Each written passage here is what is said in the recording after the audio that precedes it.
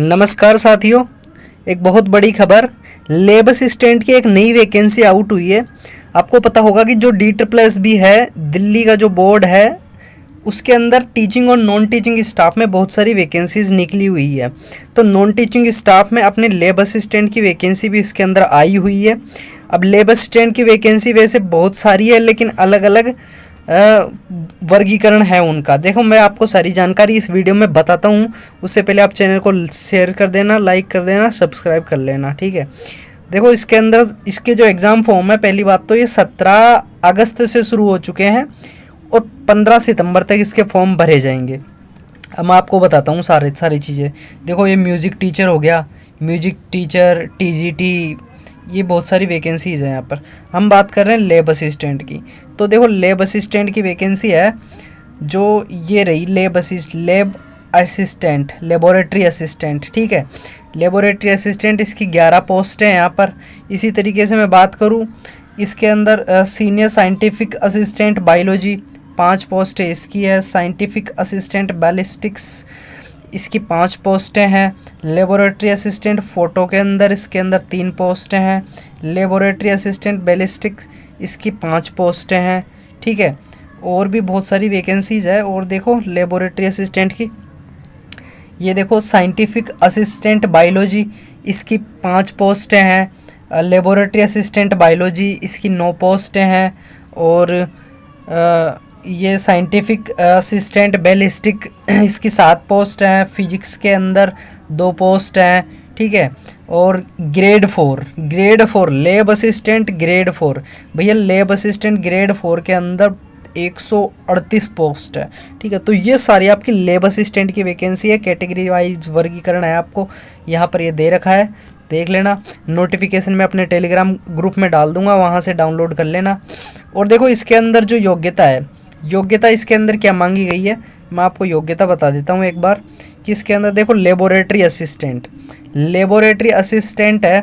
इसके अंदर जो योग्यता है, योग्यता क्या मांगी गई है कि इसके अंदर जो अपनी पोस्ट हैं वो 11 पोस्ट हैं। योग्यता क्या होनी चाहिए? Degree in science with chemistry from a recognised university equivalent, ठीक है। यानी आपके पास सीधी सी ग्रेजुएशन होना चाहिए, आपके पास में ग्रेजुएशन होना चाहिए, लेकिन उसके अंदर केमिस्ट्री एक सब्जेक्ट के रूप में होना चाहिए बस। तो आप इसका फॉर्म लगा सकते हैं, ठीक है।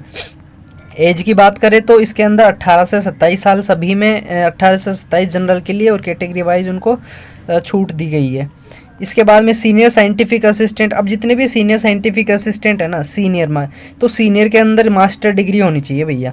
देखो, मास्टर डिग्री होनी चाहिए। चूँकि बायोलॉजी से है तो यहाँ पर बॉटनी या जूलॉजी एक सब्जेक्ट के रूप में, या एंथ्रोपोलॉजी, ह्यूमन बायोलॉजी, बहुत सारी सब्जेक्ट हैं, आप देख सकते हैं, ये एक सब्जेक्ट के रूप में होना चाहिए, ठीक है। इसी तरह सीनियर साइंटिफिक असिस्टेंट बैलिस्टिक्स की बात करें तो यहाँ पर भी बैलिस्टिक्स में क्या है कि एक्चुअली मास्टर डिग्री तो होनी चाहिए, लेकिन उसके अंदर फिजिक्स या मैथ या फॉरेंसिक साइंस एक सब्जेक्ट के रूप में होना चाहिए, ठीक है। तो ये है इसका। और अगर हम बात करें लेबोरेटरी असिस्टेंट फ़ोटो की, तो देखो लेबोरेटरी असिस्टेंट जो फ़ोटो है, इसके अंदर टोटल 3 वैकेंसीज है। यहाँ पर ग्रेजुएशन डिग्री होनी चाहिए साइंस में, साइंस में होनी चाहिए, कोई भी सब्जेक्ट हो आपके पास, ठीक है। साइंस होनी चाहिए, मैथ हो, बायो हो, कोई भी सब्जेक्ट हो, आपके पास ग्रेजुएशन डिग्री होनी चाहिए, सिंपल, ठीक है।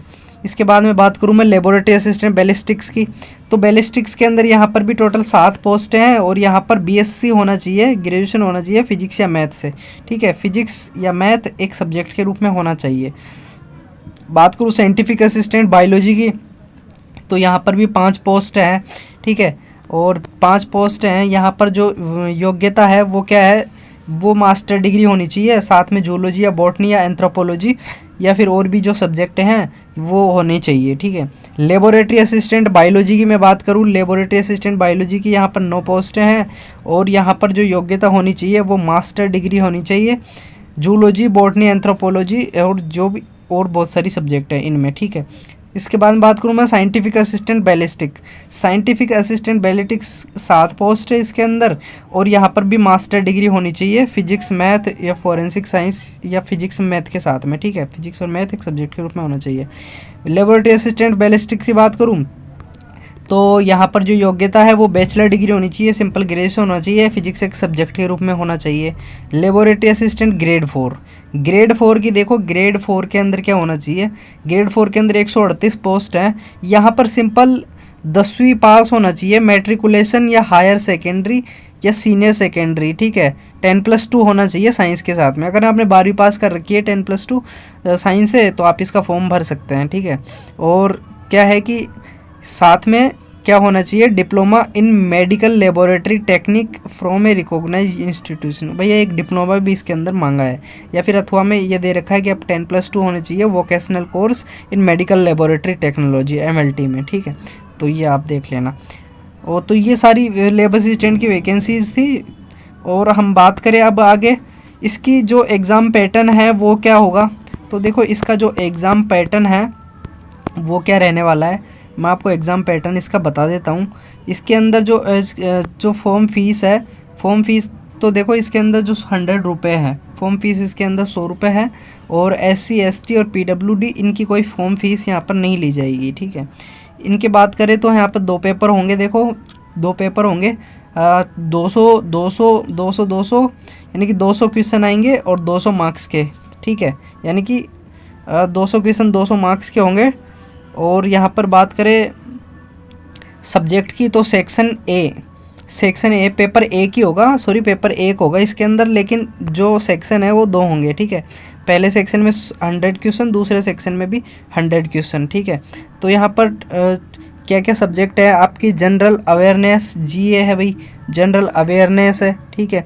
जनरल रीजनिंग है आपकी, रीजनिंग है, ठीक है। रीजनिंग के बाद में मैथ है, रीजनिंग है, मैथ है, और हिंदी है, और इंग्लिश है। ये 5 सब्जेक्ट है आपकी जो होनी चाहिए पहले पेपर में, मतलब पहले पेपर में है ये सेक्शन 1 में, पेपर के सेक्शन 1 में। सेक्शन 2 की बात करें तो सेक्शन 2 के अंदर आपके सब्जेक्ट से रिलेटेड, आपका जो सब्जेक्ट है उस सब्जेक्ट से रिलेटेड 100 क्वेश्चन होंगे, ठीक है। 100 क्वेश्चन होंगे 100 मार्क्स के सब्जेक्ट से रिलेटेड। तो ये आपका एग्ज़ाम पैटर्न होने वाला है। तो अगर आप इसका फॉर्म भरना चाहते हैं तो आप इसका फॉर्म भर सकते हैं, ठीक है। तो ये सारी जानकारी थी। और अगर आप और भी इससे संबंधित कोई जानकारी चाहिए तो आप मेरे को कमेंट करके पूछ सकते हो। और ये जो PDF है मैं आपको टेलीग्राम ग्रुप में अवेलेबल करवा दूँगा, वहाँ पे ज्वाइन कर लेना और वहाँ से डाउनलोड कर लेना। Thank you.